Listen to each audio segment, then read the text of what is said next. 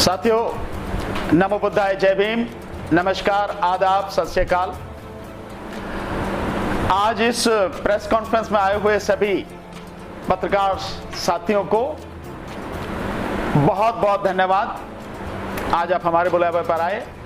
मैं आपका परिचय कराता हूं। आज मेरे साथ आदरणीय डॉक्टर विजय कुमार जी हैं, जो हमारी राष्ट्रीय जनहित संघर्ष पार्टी के नेशनल कोऑर्डिनेटर हैं और मध्य प्रदेश के और पंजाब के हमारे प्रभारी हैं। मेरे साथ में आदरणीय हिजम राजेंद्र सिंघा साहब हैं, जो हमारी राष्ट्रीय जनहित संघर्ष पार्टी के राष्ट्रीय महासचिव हैं और नॉर्थ ईस्ट के हमारे प्रभारी हैं।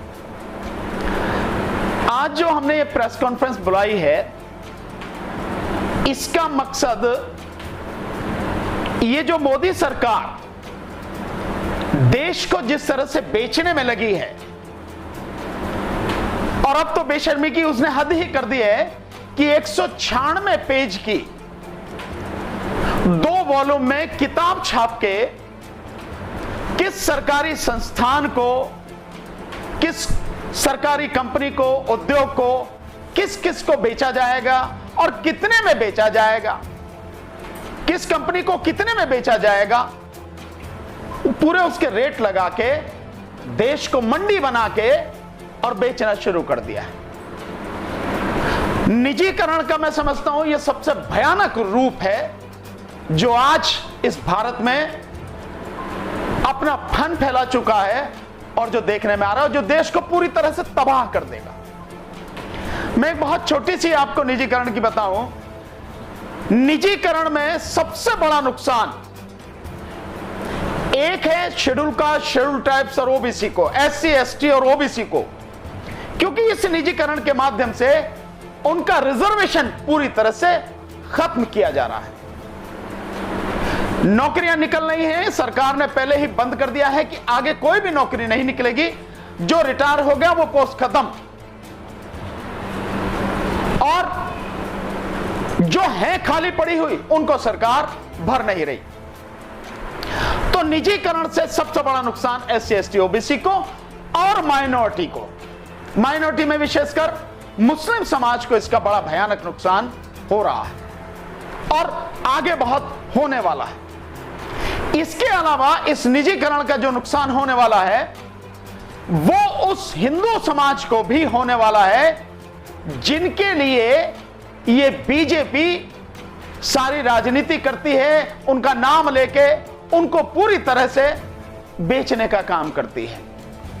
इसका एक उदाहरण मैं अगर आपको देखूं, बताऊं, तो ये मानिए कि अगर कोई सरकारी संस्थान है, कंपनी है, उद्योग है, उसमें 1000 लोग अगर काम करते हैं और उसका निजीकरण कर दिया जाए, प्राइवेट हाथों में बेच दिया जाए, तो मानिए 800 नौकरियां उसमें खत्म हो जाएंगी। मतलब 80% नौकरियां जैसे ही सरकारी संस्थान प्राइवेट को बेचा जाता है खत्म हो जाती हैं। उन 80% पे कौन कौन है? अगर आप आज की तारीख में रिजर्वेशन की बात करें तो मुश्किल से 10-11% रिजर्वेशन एससी का है जो मिल रहा है। वैसे तो 22.5% है, लेकिन जो लागू हो पा रहा है, जो एक्चुअल में है, वो 10-11% है। और ठीक इसी तरह से जो ओबीसी का है, कहने को 27% है, पर एक्चुअल में तो मुश्किल से 10-11% है। और अगर हायर एजुकेशन या यूं कहें कि हायर जो और इंस्टीट्यूशन है उनमें देखा जाए तो कुछ भी नहीं है। यह स्थिति रिजर्वेशन की है। तो इनको अगर मान लें और जो वो हैं मुस्लिम समाज के हैं वो मुश्किल से 1%, 1-1.5%। तो कुल मिला के एससी, एसटी, ओबीसी, माइनॉरिटी को जो रिजर्वेशन आज की तारीख में मिल रहा है वो 25% कुल है। तो जब 80% नौकरियां खत्म होंगी, उन 80% में ये तो सारी ही खत्म हो जाएंगी। एससी, एसटी, ओबीसी, इनकी तो सब नौकरियां खत्म हो जाएंगी, इनको तो मिलेंगे नहीं। बाकी जो है वो किसकी खत्म हुई? उस 80 में से जो 55% नौकरियां हैं वो तो उसी हिंदू समाज की खत्म हुई, जिन हिंदुओं के लिए काम करने की बात करते हैं। तो ये रिजर्वेशन जो खत्म होगा, ये न केवल एससी, एसटी, ओबीसी का बल्कि हिंदू समाज का, वो उसकी भी तबाही जबरदस्त तरीके से होगी जैसे ही निजीकरण होगा। इसी के विरोध में हमारी राष्ट्रीय जनहित संघर्ष पार्टी ने यह निश्चय किया है कि जो आने वाली 19 तारीख है, 19 सितंबर, इसमें पूरे देश में जिला मुख्यालयों पर जहां जहां भी हो सकेगा वहां इसके विरोध में प्रदर्शन करना है और राष्ट्रपति के नाम एक ज्ञापन देना है। और मुख्य कार्यक्रम जो होगा वो दिल्ली में जंतर मंतर पर दोपहर 1 बजे से लेके शाम 5 बजे तक होगा। और हम सब लोग सबसे निवेदन हम ये कर रहे हैं कि कोई किसी भी पार्टी से, किसी भी संगठन से, कहीं से भी हो, विशेषकर जो नौजवान है जो पूरी तरह से तबाह हो जाएगा, उस नौजवान पीढ़ी से, उस बेरोजगार जो पूरी फौज है इस देश में, जिनकी संख्या 17 करोड़ डिग्रीधारी जो लोग हैं इस देश में बेरोजगार हैं, चाहे बीएससी की डिग्री हो, बीए की हो, बीकॉम की हो, बीएड की हो, एमएड की, पीएचडी की, कोई भी 17 करोड़ ये लोग हैं बेरोजगार, और बाकी जो और बेरोजगारी है। तो इन सभी बेरोजगार साथियों से, सभी संगठनों से, सभी पार्टियों से हम आग्रह करते हैं, उनको निमंत्रण देते हैं, आमंत्रित करते हैं कि इस निजीकरण का जबरदस्त तरीके से विरोध होना चाहिए। एक बात और मैं कहना चाहूंगा साथियों, उसके बाद आप जो सवाल पूछना चाहें, कि जो निजीकरण है, सरकारी संस्थानों को निजीकरण, कोई भी सरकारी संस्थान है, कोई भी फैक्ट्री है, कोई भी उद्योग है, अगर उसको केंद्र सरकार का है, राज्य सरकार का है, तो केंद्र में है तो संसद के द्वारा कानून बना के उसे बनाया गया, स्थापित किया गया है। तो इनको आप बेचते समय, बेचने से पहले संसद की मंजूरी क्यों नहीं ले रहे हैं आप? क्यों नहीं संसद की मंजूरी ली आपने? मोदी सरकार ने किसी संसद से किसी भी उसको जो बेचने की कोई मंजूरी नहीं ली। मतलब आप इलेक्शन जीत गए बेईमानी करके ईवीएम में, और आपने समझ लिया कि आप ही इसके सर्वे सर्वाओ जो चाहोगे कर दोगे। ये आपके पिताजी की बनाई हुई संपत्ति नहीं है, ये आपकी बपौती नहीं है जिसे आप बेच रहे हैं, ये देश की संपत्ति है। इसलिए इस देश की संपत्ति को बेचने से पहले संसद की मंजूरी लेना निहायत जरूरी है, और जनता को विश्वास में लेना बहुत जरूरी है, क्योंकि इसमें जनता के टैक्स का पैसा लगा है, जो टैक्स कलेक्शन है, टैक्स पेयर का पैसा है, वो लगा है इसमें। ये मोदी जी का अपना पैसा नहीं लगा, बीजेपी का अपना पैसा नहीं है ये। इसलिए जो किया जा रहा है वो गलत किया जा रहा है, और देश को तबाह करने के लिए ये सब किया जा रहा है। साथ में मैं एक बात और कहना चाहूंगा कि जो वो विपक्ष है, उससे भी मैं कहना चाहूंगा कि जो विपक्ष है, अगर ये संसद की मंजूरी लिए बिना ही ये सब कुछ बेचा जा रहा है, तो विपक्ष को इसका विरोध नहीं करना चाहिए। विपक्ष क्यों शांत है? केवल एक आध कोई पार्टी बोल रही है, केवल कांग्रेस ने उसका वो किया और उसके अलावा तो कोई कर ही नहीं रहा। तो आप जो लोग हैं, विपक्ष की जितने भी पार्टियां, क्यों नहीं इसका विरोध करते? और मैं समझता हूं उसका सबसे बढ़िया तरीका होगा, जब सरकार मान नहीं रही, देश को बेच रही है, तबाह कर रही है, तो इसमें सब लोग इकट्ठा होकर इस्तीफा दें, सामूहिक रूप से इस्तीफा दें और सड़क पर उतरे सरकार के खिलाफ। और हम लोग यही डिमांड करेंगे कि जो मोदी सरकार है वो इस्तीफा दे, मोदी हटाओ, देश बचाओ का नारा लेकर हम लोग 19 तारीख को, 19 सितंबर को दोपहर 1 बजे से शाम 5 बजे तक ये आंदोलन करेंगे, जंतर मंतर पर, मुख्य रूप से दिल्ली में और बाकी पूरे देश में। इसी के लिए आज आप सबको बुलाया गया, और इसके साथ हम विपक्ष से भी यही कहेंगे कि वो भी इस्तीफा दे, अन्यथा हम ये भी हमें कहना पड़ेगा, भाई विपक्ष को भी भगाया जाए। जो विपक्ष देश को नहीं बचा सकता, ऐसे विपक्ष का क्या काम है, क्या मतलब है? इसीलिए बुलाया आपको, आप आए, आपका बहुत बहुत धन्यवाद। अब जो सवाल आप पूछना चाहें पूछें, हम उसका जवाब देंगे। जिस तरीके से भानु प्रताप की सरकार जो है, केंद्र की सरकार निरंतर सब चीजों का निजीकरण कर रही है, क्या आपको नहीं लगता इसमें कहीं ना कहीं विपक्ष भी अपनी भूमिका इनके साथ मिलकर निभा रहा है? नहीं, देखिए, जिस तरह से विपक्ष बोल नहीं रहा और कोई भी ऐसा सख्त कदम जो बताया जाए जो उसे उठाना चाहिए। भाई देश बिक रहा है, देश को बेचा जा रहा है। पिछले 60-70 सालों में जो संपत्ति देश की अर्जित की गई, देश के टैक्स पेयर के पैसे से, आप उसको बिना संसद की मंजूरी के बेच रहे हैं। और सारे के सारे सांसद जितने भी हैं, जो विपक्ष के जितने भी सांसद हैं, चाहे जिस पार्टी को, क्यों चुप बैठे हैं? अगर तुम्हारी बात नहीं सुनी जा रही, संसद में कुछ नहीं है आपको बोलने दिया जाता, तो आप इस्तीफा देकर सड़क पर आइए, सड़क पर आकर बोलिए, जनता के साथ में खड़े हुए जनता को जगाने की कोशिश कीजिए, तभी तो देश बचेगा। नहीं तो देश की तबाही में आप भी उतने ही बड़े जिम्मेदार होंगे जितना मोदी सरकार है।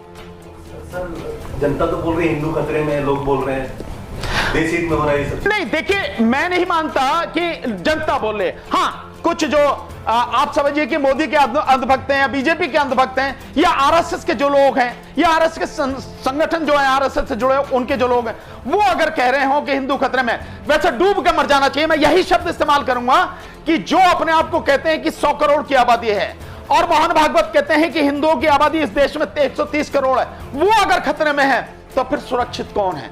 ये कुछ नहीं है, कोई खतरे में नहीं है। ये बीजेपी की, आरएसएस की और इन सभी हिंदू संगठनों की एक सोची समझी साजिश है, जिसमें ये डर बिठा के कि हिंदू खतरे में, और खतरे में किससे वो बताया जाता है, आप सबको मालूम है किसका खतरा दिखाया जाता है, और उसको दिखा के अपनी राजनीति सेक रहे हैं। हिंदू मुस्लिम के अलावा बीजेपी की कोई राजनीति नहीं है। लेकिन चाहे हिंदू मुस्लिम की राजनीति हो, मैंने तो जैसा आपको बताया कि जब ये निजीकरण होगा तो हिंदुओं की भी, जो आज की तारीख में जितने लोग काम कर रहे हैं उसमें से 55% हिंदू भी, 55 से 60% हिंदू भी, उनकी भी नौकरियां चली जाएंगी। तो हिंदू तब खतरे में है या हिंदू निजीकरण हो जाएगा तब खतरे में? आप ये बताइए कि जब 55 से 60% हिंदुओं की भी नौकरी चली जाएंगी तो तब ये सरकार कैसे देश हित में और हिंदू हित में, समाज हित में काम कर रही है? भानु प्रताप जी, जिस तरीके से देश बेका जा रहा है और सभी लोग देख रहे हैं देश बेका जा रहा है, देश के अंदर एक राष्ट्रपति है और राष्ट्रपति है, वो आंखें बंद करके सारी चीजें देख रहे हैं। क्या उनके एक कर्तव्य नहीं बनता कि जब देश बिगड़ रहा है, देश बर्बाद हो रहा है, कि उन्हें कोई ऑब्जेक्शन करना चाहिए? नहीं, निश्चित रूप से करना चाहिए। और मैं समझता हूं इसका जवाब हमारे जो डॉक्टर साहब हैं, डॉक्टर साहब बहुत बढ़िया तरीके से देंगे। मैं तो सिर्फ इतना ही कहूंगा कि यह बड़े दुर्भाग्य की बात है कि वर्तमान राष्ट्रपति केवल गुलाम की भूमिका निभा रहे हैं और कुछ नहीं कर रहे हैं।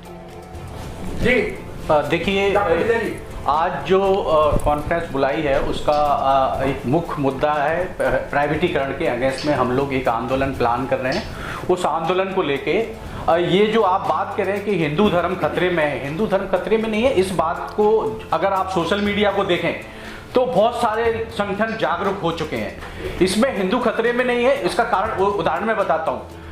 अगर लोग हिंदू खतरे में होते और लोग जागरूक नहीं होते तो जो ओबीसी के लोग जो जनगणना की मांग कर रहे हैं वो मांग स्टार्ट नहीं होती।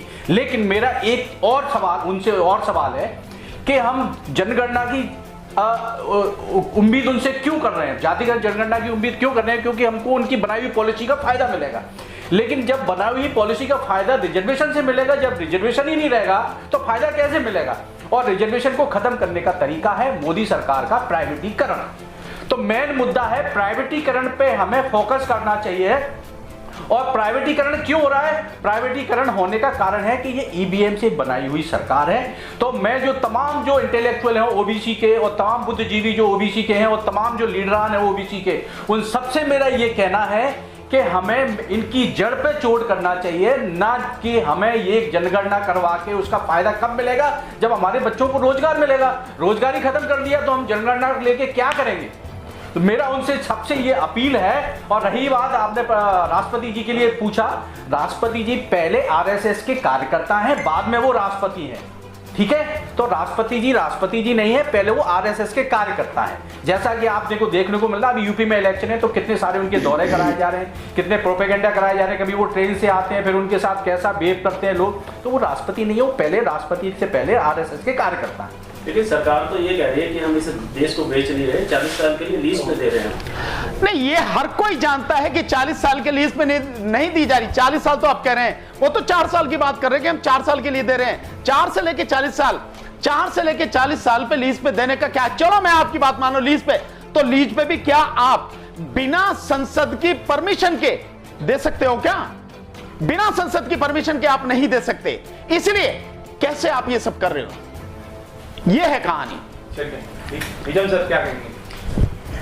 आपको जानने से हैरानी होगी, जो असम में 2 बहुत बड़े सरकारी कंपनी हैं, हिंदुस्तान पेपर मिल कॉरपोरेशन, ये मोदी सरकार आने से कुछ साल पहले जो है इसकी निजीकरण की तरफ जा चुका था। तो मोदी सरकार आने के बाद 2014 के बाद 100% ये निजीकरण यानी कि जो बेच चुका था। तो नरेंद्र मोदी जी ने 2014 और 2019 में दोनों में जो प्रॉमिस किया था कि ये कंपनी जो है, जो हिंदुस्तान पेपर मिल कॉरपोरेशन जो है, इसको रिवाइव करेंगे। तो आज सुबह एक कलकत्ता से समाचार आए हैं कि जहाँ पर जो अधिकारी जो उस कॉरपोरेशन की जो उस पेपर मिल की जो अधिकारी लोग जहाँ पर उनके जो निजी आवास है जो उनके रेजिडेंशियल कॉम्प्लेक्स है उनको खाली करने के लिए हुक्म आया है। ये देखो कितनी बड़ी झटका है लोगों को।